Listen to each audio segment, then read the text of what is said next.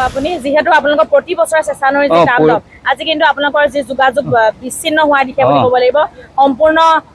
জাহ গৈছে বানপানীত এটা পথ প্ৰতি বছৰে বছৰে মানে বালি পেলাইছে নদীয়ে ছিঙি লৈ গৈ আছে মানে ৰাস্তা পদূলি